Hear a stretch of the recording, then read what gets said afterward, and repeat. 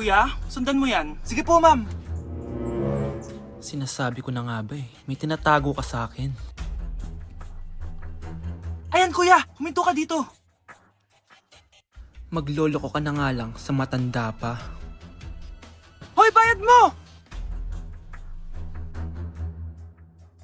Humanda ka talaga sa akin.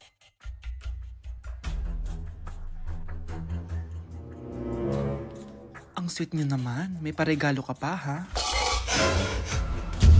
Ano yun? Scarlett? Anong ginagawa mo dito? Manloloko ka! Pinagpalit mo ko dito sa matandang pangit na to? May paregalo ka pa, ha? Eh, sa akin nga, wala kang binibigyan na regalo, eh. Scarlett, magpapaliwanag ako. Manahimik ka.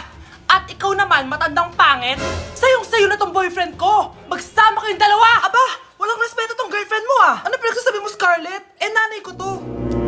Excuse mo lang yan. Eh, mukha kang nagtatago ka kanina, eh. Nagtatago ako kasi isusurprise namin yung tatay ko. Ganito babae ba yung gusto mo, anak? Yung walang modo?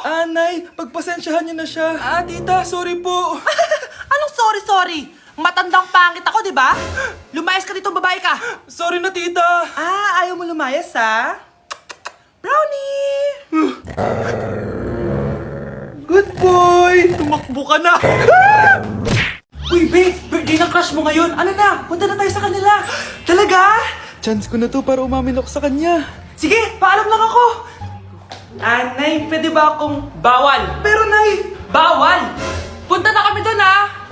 A few moments later. Hoy! Maglinis ka naman! Kanina pa nag-cellphone dyan! Ang tamad-tamad mo! Wait lang, Nay! Tapusin ko lang ito pinapanood ko. Sige, pagtapos mo dyan, ha? Tulog lang ako. Ang galing! Nakatakas siya!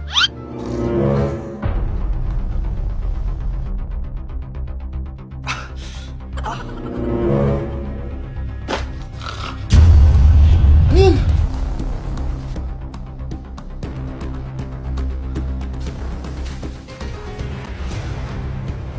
Nakalock na yung gate! Balcony!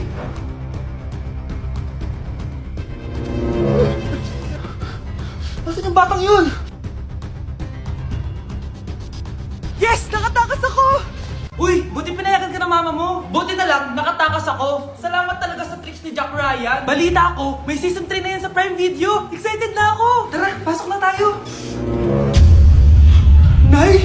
Invited din pala nanay mo dito. Akala mo ba ikaw lang nanonood ng Jack Ryan? Magaling din ako. Nay, fan ka din pala niya. Tatakas ka pa, ha? Manda ka sa akin pagbalik natin ng bahay. Babe, pinabalot ko, pakikuha nga. Aalis na kami ng anak ko.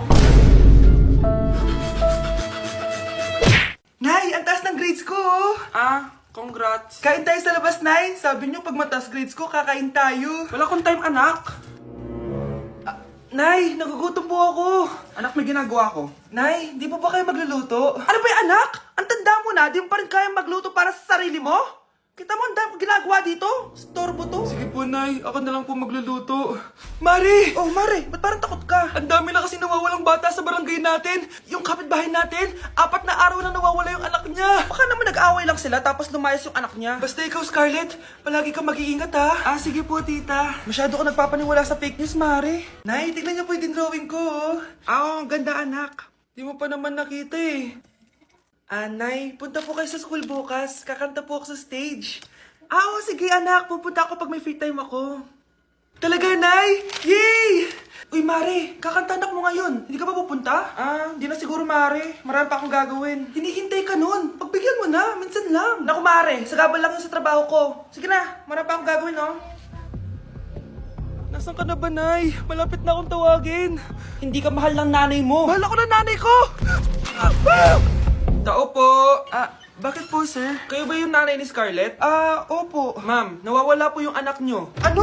Si Scarlett? Aware naman siguro kayo na maraming nawawalang bata dito sa barangay natin, ma'am. Scarlett? Yung iba, ma'am, hindi na namin nahanap. Napakawalang kwenta mong nanay. Disturb mo yan. Nakikiramay po ako sa pagkawala ng asawa niyo. Masakit para sa amin ang pagkawala niya. Kailan pala namin makukuha yung mga ipapamana niya sa amin? Ipaprocess pa po namin yun, ma'am. I-update na lang po namin kayo. Sige po, attorney. Sakit ng pagkawala niya. Nay, tignan mo, may medal ako. Ano namang paki ko dyan? Di ka ba proud sa akin? Hindi. At wala akong paki sa'yo. Iniwan ka na ng tatay mo, di ba? Kaya pwede ka nang umalis dito. Bakit ka ba ganyan sa akin, Nay? Huwag mo nga akong matawag-tawag na nanay dyan. Kadiri! Hindi kita anak. Ang nanay mo, wala na. Malandi kasi. Nay, gutom na ako. Ay, gutom na baby ko. Wait lang, mag-order ako ng steak for you, ha? Yay! Steak, my favorite! Ampun lang pala ako. Nasaan na yung totoo ko, Nanay?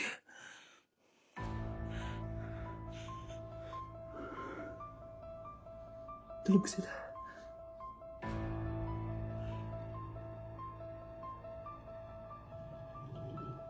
Nasaan na yun? Ito ba si Nanay?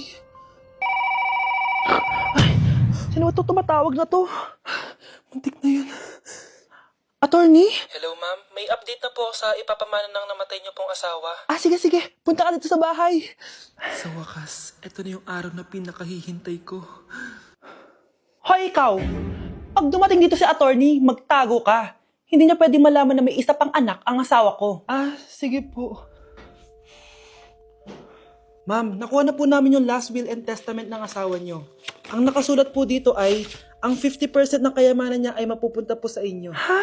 Mali ata yan, attorney. Dapat 100% ang mapupuntang kayamanan niya sa amin. Kami lang ang pamilya niya eh. Bali ma'am, ang nakasulat po kasi dito ay ang isang 50% po ay mapupunta sa isa niyang anak. Ano?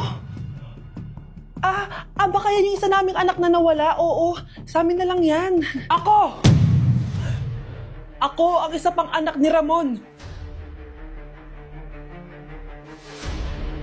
Anak, nakita mo ba yung cellphone ng tatay mo? Nilagay ko dun sa loob ng kabaong niya bago siya ilibing. Ha? Ba't mo naman ginawa yun, anak? May mga importante laman dun. Baka sakaling buhay pa siya para matawagan niya ako. Ay, Diyos ko talaga tong batang to.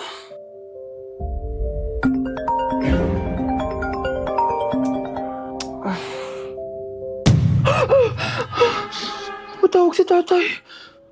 Nay, kailangan natin pumunta sa sementeryo. Tumawag sa akin si tatay. Anak, pwede ba? Wala akong oras makipagbiruan sa'yo. Marami pa ako tatapusin trabaho. Pero nay, Pag di ka pa tumigil, kukunin ko yung cellphone mo. tay, sumagot ka. Alam kong buhay ka. Sa lahat ng pwede kong makita, ikaw pa talaga. Jessica, tinatawagan ko lang tatay ko. Nababaliw ko na talaga, no? Patay na tatay mo, di ba? Baliw. Hindi, buhay siya. Ito tandaan mo. Kapag hindi ka pa tumigil sa kabaliwan mo, susunod ka na sa tatay mo. Sinabihan akong baliw ni Jessica tapos sinaktan niya ako. Totoo naman, di ba? Nabuhay ka. Anak, nabalitaan mo na ba? Ha? Ang alin, Nay? Patay na si Jessica. Natagpuan siyang walang buhay dyan sa may ilog. Ano? Ay, Diyos ko, kawawang bata. Tay, sumagot ka na please. Ikaw! Ikaw ang pumatay sa anak ko! Ano? Siya nga to ng away sa akin eh. Ikaw ang huli niyang kasama. Tandaan mo to. Isusunod kita sa tatay mo. Tay, hindi ko na alam gagawin ko. Sinisisi ako ng nanay ni Jessica sa pagkamatay ng anak niya. Natatakot ako. Anak, yung nanay ni Jessica. Oh, bakit, Nay? Pinatay daw. Binitin sa may puno. Ano? Nakakatakot na dito sa barangay natin, anak. Sinong pumapatay sa kanila? Nay, may tao. Sino po sila? Magandang araw po. Ako po si Detective Jason. Ako ang may hawak sa investigation case sa pagkamatay ni Jessica at ng kanyang nanay. Bakit kayo nandito? Dahil dito.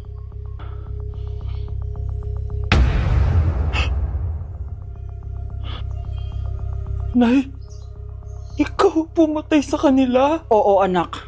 Narinig ko lahat ng mga sumbong mo sa tatay mo. Cellphone ni tatay. Pinangako ko sa tatay mo bago siya mamatay na poprotektahan kita kahit makapatay man ako ng tao. Sumama ka sa akin, ma'am, para ma-interview ka namin. Tandaan mo to, anak. Kahit nasa kulungan ako, poprotektahan kita. Tumawag ka lang.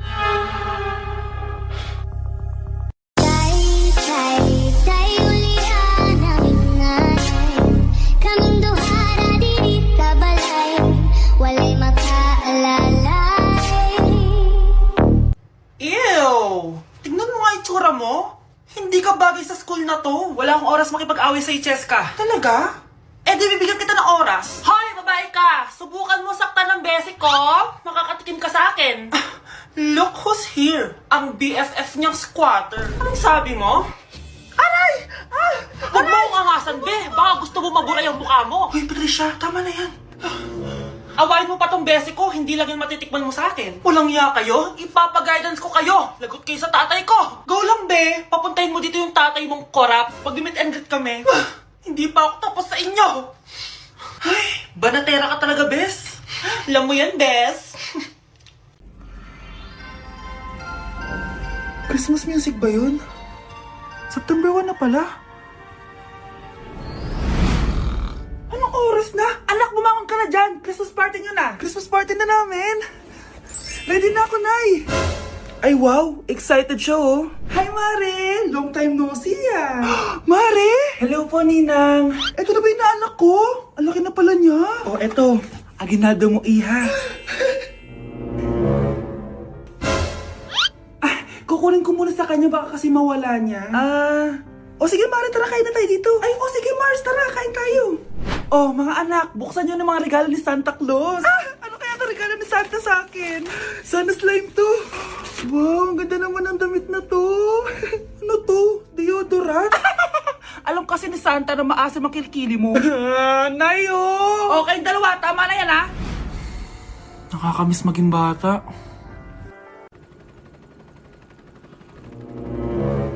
OMG, grabe yung baha, oh. For sure, marami naman nakurakot si Dad. Paldo.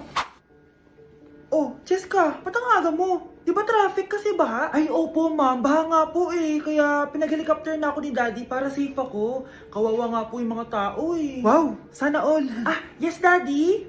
Opo, nandito na po ako sa school. Yung baon kong 1 million ha, send mo na. Ha? 1 million yung baon niya? No! Binasa mo yung Chanel bag ko! Sorry, Cheska. Alam mo ba kung magkano to, ha? 600,000 to! Mas mahal pa to sa bahay nyo! Napakamahal naman yan. Whatever. Papabili na lang ulit ako. Salamat ka, mabait ako. Nahiya naman tong 300 peso na bag ko. Be, tara sa kantin. Nag-crave ako ng siomay tsaka ng kwek-kwek. Tara. Pwede bang sa Wolfgang na lang tayo mag-lunch? Hindi kasi ako sanay sa mumurahing pagkain. Be, anong kala mo sa akin? Anak ng CEO? Ano ba yan? Hindi ba kayo binibigyan ng allowance ng daddy nyo? Ako na nga lang. Hindi ka naman ganyan dati. Okay, class. Si Cheska na ang bago nating treasurer. Ma'am, wag si Cheska. Kukurakutin niya lang yung class funds natin. Parang tatay niya. Flood control, ayaw. Gastos, gusto. Kaya mayaman si Cheska kasi korap ang pamilya niya. Ang laki ng tax na binabayaran ko. Sa Disney Princess pala natin napupunta lahat. Habang kami, binabaha na dito. Ikaw pa helicopter lang. Wow, napaka-lavish mo naman. Tsaka, pairam muna ako nito Chanel bag mo ha. May ambag din ako dito, no?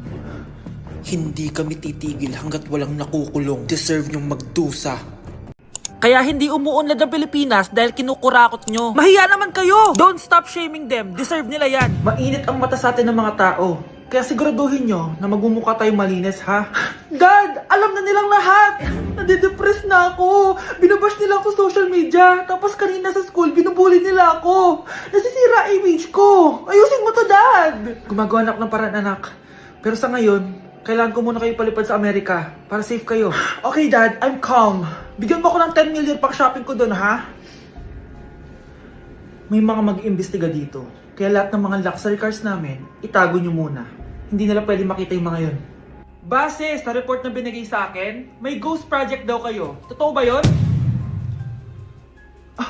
Wow! It's a yes or no question. Bakit di ka makasagot?